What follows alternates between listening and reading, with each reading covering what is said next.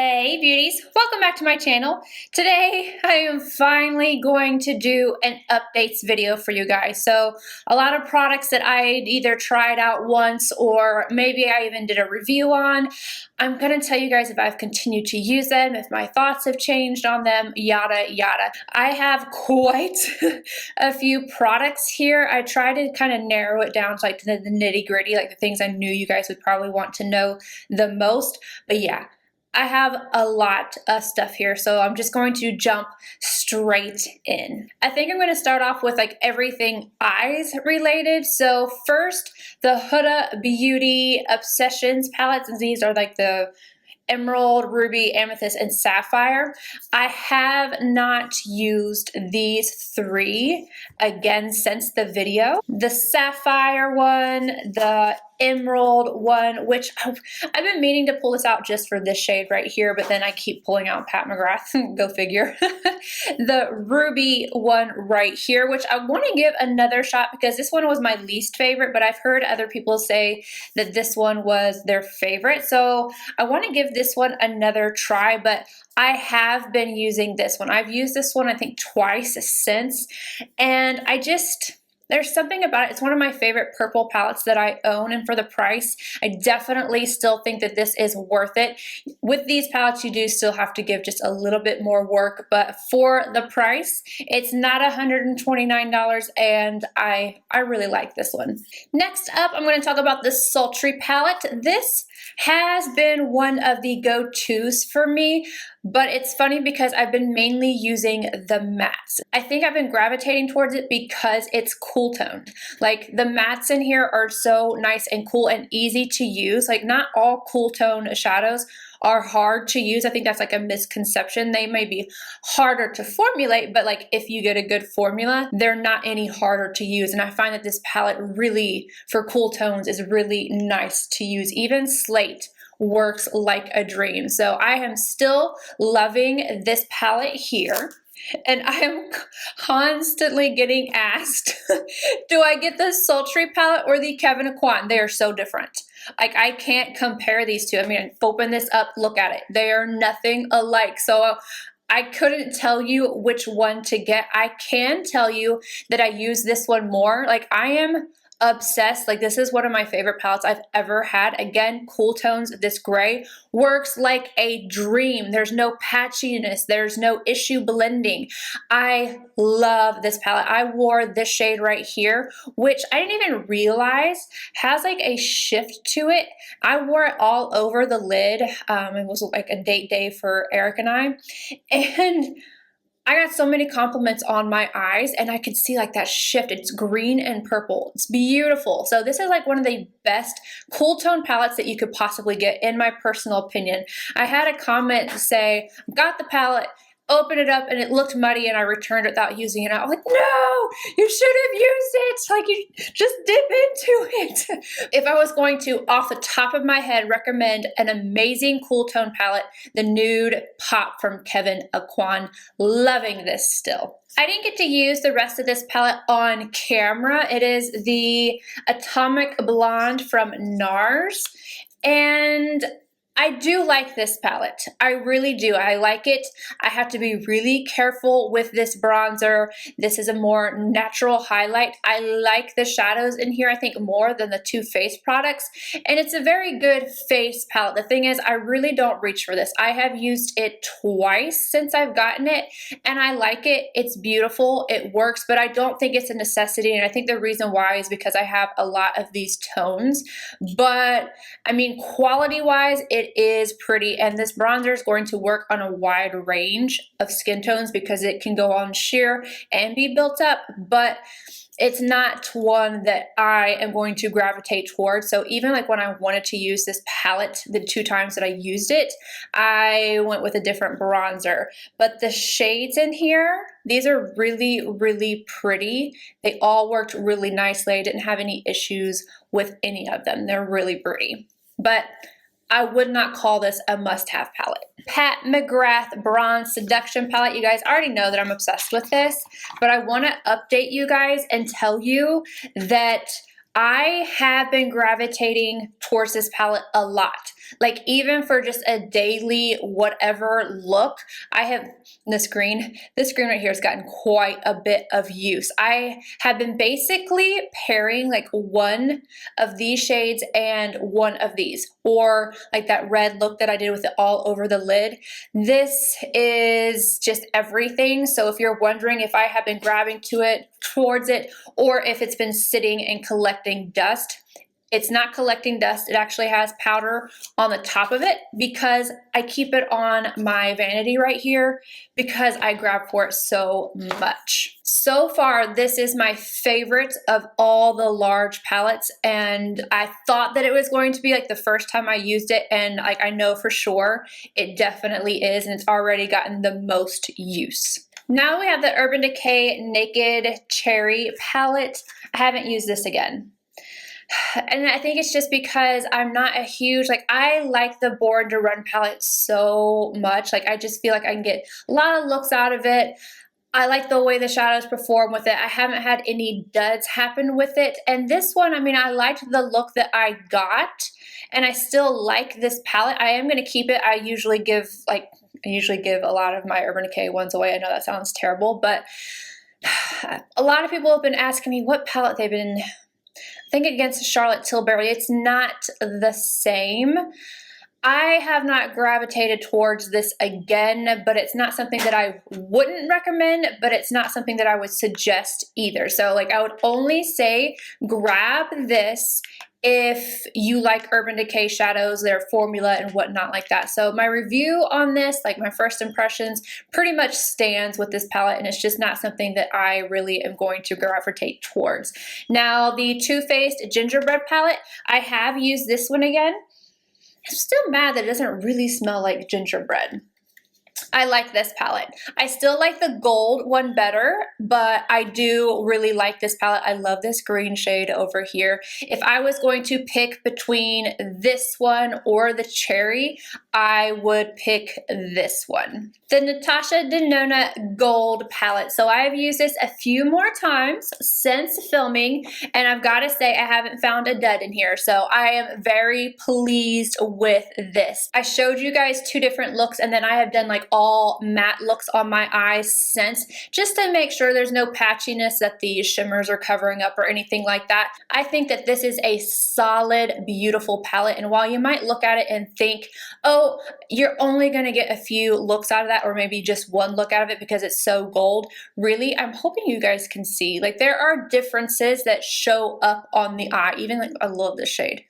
Oh, it's such a good mustard yellow shade. It's so pretty. So I just want to update you guys that even when I'm using just the mattes in here, they're not muddying together, they're not skipping, they're not becoming patchy, they're not falling off my eye or anything like that. So this so far, or not even so far, this is a hit for sure.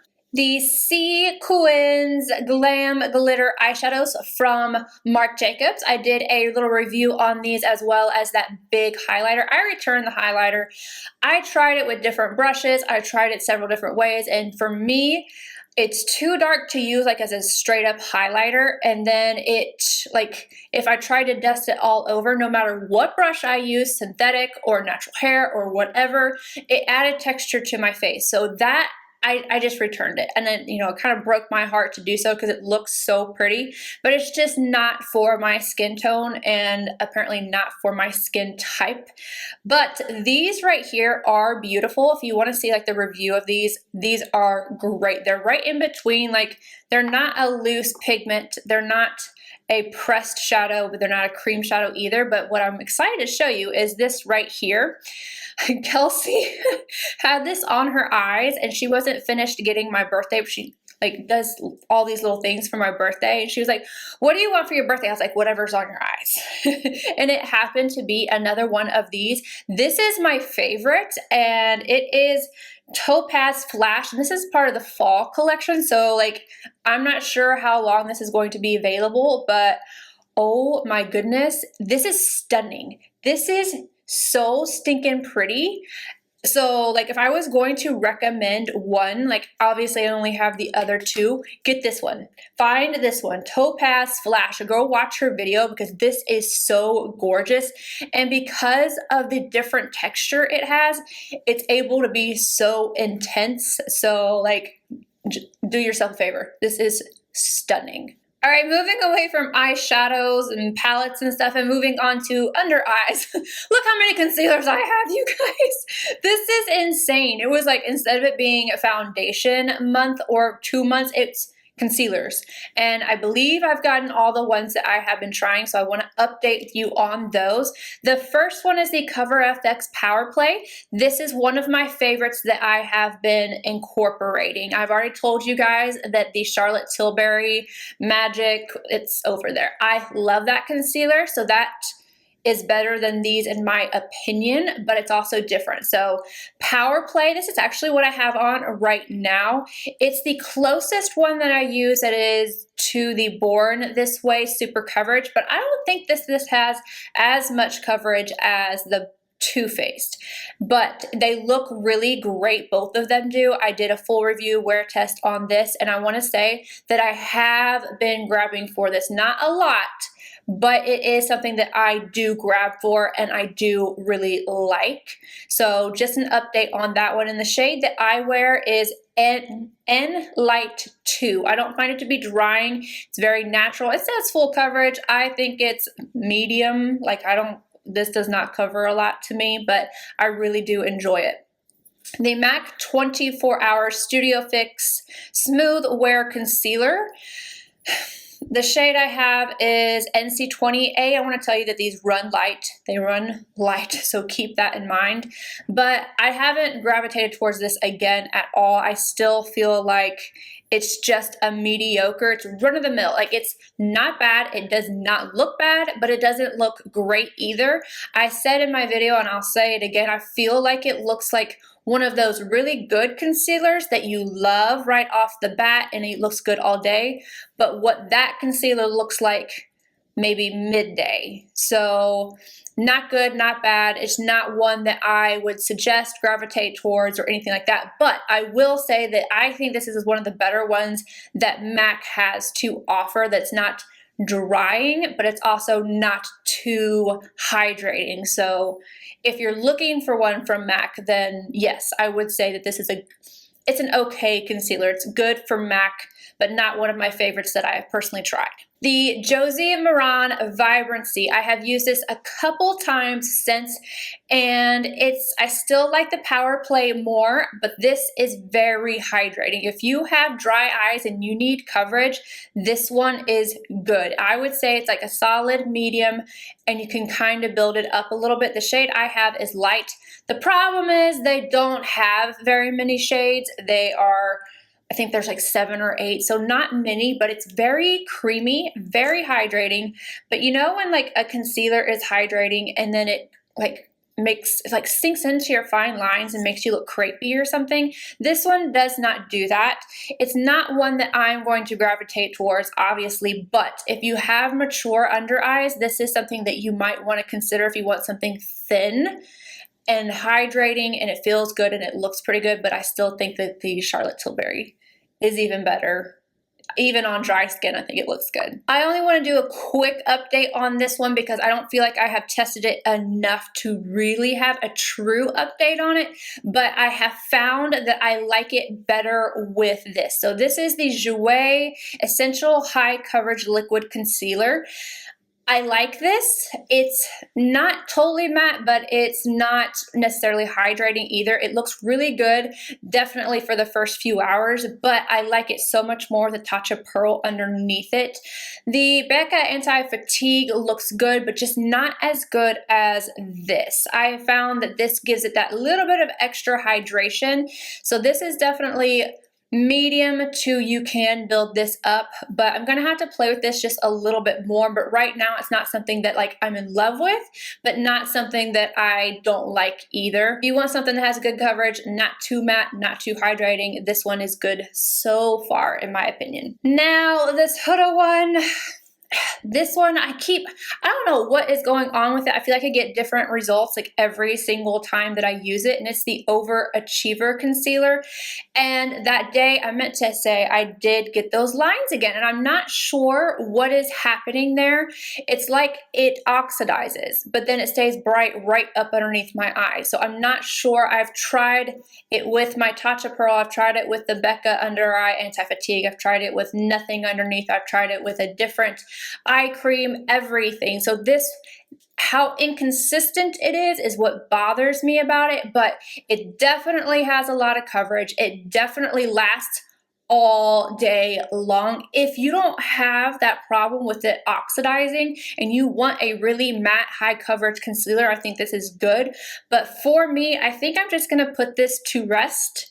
I'm not going to say that this is a bad concealer. I don't know, it's just so inconsistent underneath my eyes that it's hard to say like, yeah, like it's definitely gonna work for you if you blah, blah, blah, blah. So that's how I feel about the Huda concealer. I'm gonna switch it up and talk about some skincare really quickly. As a lot of you guys know, I've been testing out some Bliss products, and can we see, like it's all the way down to here.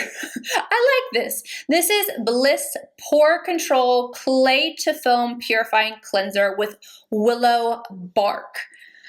Okay, so if you are normal to dry, I don't even know if you could use this because I feel like it might dry you out. I cannot use this day and night. I am still using my Tatcha cleanser, but I was using this when I felt like maybe I was a little bit more oily and whatnot, if I really wanted a deep cleanse. And I love the feeling of this because it feels like that menthol cooling sensation. And there's one thing that this does that I'm not sure what it is about it, but I always use an oil first to take off my makeup, and there's always a residue, right? So, because I use stuff on my inner rim, there's always residue. This takes it off. Like, I don't have to go with the Q-tip afterwards. I'm not sure why. But again, if you are dry, don't try it. If you're normal, but you have pore problems, you would probably like it. This is an affordable brand. It's very nice. My problem is this right here. I can't get the rest of it out because the little pump just stops. So now I've got this much left of it and I can't get the rest of it out. But I'm just gonna have to dump on it. If you have oily skin or combo skin or problems with your pores, I think that this is really nice. Clearly, I like it. I like it a lot. But for my everyday, my favorite still is my Tatcha Deep Cleanse because I can use it morning and night and it does not dry me out. Now, I've been testing this for, I feel like over 2 months now. I wanted to make sure of how I felt about it before I talked about it because it's skincare. It is an exfoliant. Like, I just wanted to make sure. And this is from the brand Pharmacy. They sent this to me, and Bliss also sent me that cleanser right there. This is called the Honeymoon Glow. This is amazing. I really, really, really like this. So it is an AHA resurfacing night serum with some kind of something in honey and gentle flower acids. I can even use this along with my Retin-A. I don't always, but I can even use it with it. And I can tell that I've been getting an exfoliation with this. Like, I can see my skin like peeling off and then like sloughing off in the bath. It's amazing. So you get this tingling sensation. So don't be like alarmed by that. But I've been very happy with it. I've been using it twice a week. And yeah, definitely if you're looking for something along these lines, it's very nice. And then I got 2 sample size or deluxe sample sizes of the Laneige eye sleeping mask because I love the Laneige lip sleeping mask. So this is very watery. It comes in a little pump. Of course, this is just the deluxe sample size, but you see this? Like, it's very, very watery. I think this is very hydrating. I like it. I don't love it. Like, it's not something that I would repurchase based off of this sample. And the reason being is because this, to me, I've talked about this several times, the Belif Moisturizing Eye Balm, I feel like does more than this. Now, this really sinks in. So if you want something that you can wear underneath your makeup, I know it says it's a sleeping mask, but you could totally wear this underneath your makeup. I just feel that this one does more. Like, I feel like it plumps more. I feel like I'm more hydrated, and not like by a significant huge amount, but if I was going to pick between the two, especially seeing as this is supposed to be just for night, even though you don't have to, I would 100% go with the Belif. I just like it more than I do this Laneige. A random one, but this brush. I saw this brush, Tara Babes. I love her. I just love her so much. And like looking, I'm sure if you're looking at this brush, it looks so cool. And it looks like it would be kind of dense. I don't know. Like, I love the way that this looks. And when I saw it on her channel, when she was doing one of her hauls, I love her hauls, I was like, oh, I have to have that brush. And I don't really like it. Not for the price. I feel like if it was like $15, I would like it, but I believe it was 30 something. It's a little too not, like, I want it to be a little bit more dense. And when I wash it, I have to be careful and like try and get it to fluff back out. Otherwise, there's like this indentation on the inside like this. I just don't think it's worth the price. It's not like I hate the brush, because if you wanted to very lightly dust some powder on your face, you totally could. I've liked to use this when I wanted to only use a tiny amount, like with my MAC Silver Dust or something, but I keep trying to love this brush and I can't love it. So I just had to tell you guys just like an update on it. And I don't blame Tara, because Tara is amazing, but I mean, I had to have it. Look at it. It's really cool looking. I just don't think it's worth the price. Two powders I want to update you guys on. This one is from Charlotte Tilbury. You guys have been asking me about it. So I've talked about how I knew I was not going to be able to consistently use this because of the cornstarch in here. And somebody commented that cornstarch in the kitchen and in makeup products is different. I know, I promise I know this, but it breaks me out. But if I use this one day and then I don't for a long time again, I've been all right. If I've used this consistently, it has kind of messed with my skin. Not terribly, but I just want to let you guys know.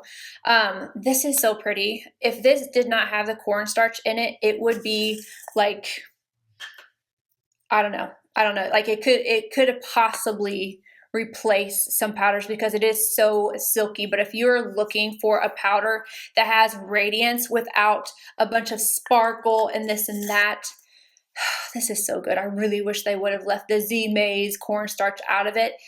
There's been a lot of talk about the smell. There is a smell to this, and I talked about it in my review.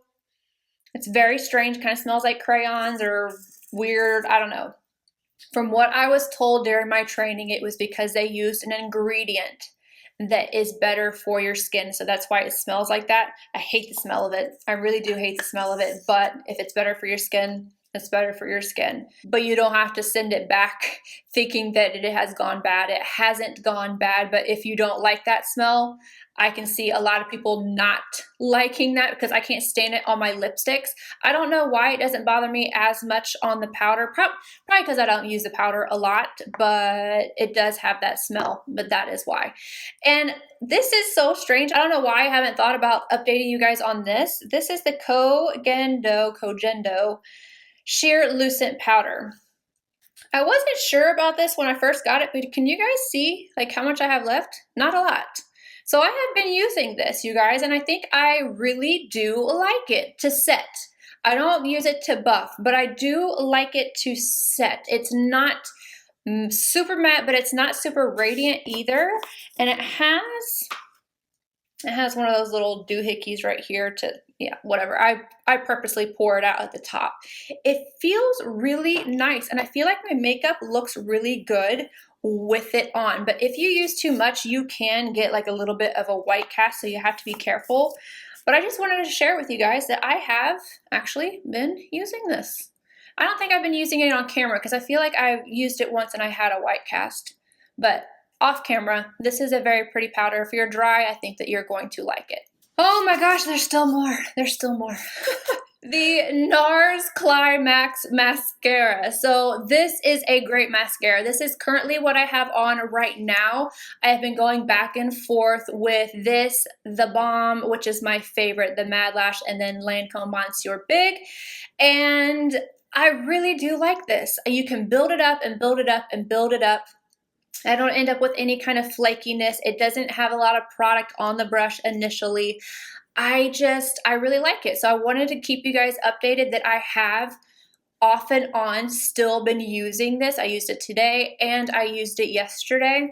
Don't like it on my lower lashes, but yeah, if you want something that isn't going to weigh down your lashes and that you can build up and it has a lot of separation, I wouldn't say this has a lot of volume, but definitely has a lot of like that, gives you more of that wispy kind of look. So I've been really enjoying that mascara. The first lipsticks I want to talk about, I left somewhere, so I'm sorry, I don't have them with me right now, but it's the MAC Powder Kiss. I had to write myself a little note so that I didn't forget to talk to you guys about them. So the darker shades I like more. They kind of stain your lips a little bit, so you do have to keep reapplying them, but because of that staining effect, you don't end up looking like it's like completely gone. If you eat, it does come like almost completely off. It's strange.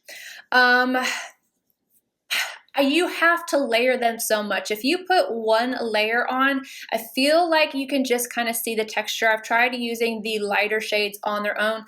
I don't like them so much on their own with just like one or two coats, which you shouldn't have to go over and over and over. But if you wear them with a liner, it looks much better. The lighter shade I have actually liked with my Rimmel number 49, but overall, it's not really, it's not one that I want to grab toward. Like the formula in of itself, I'm just not really super stoked about.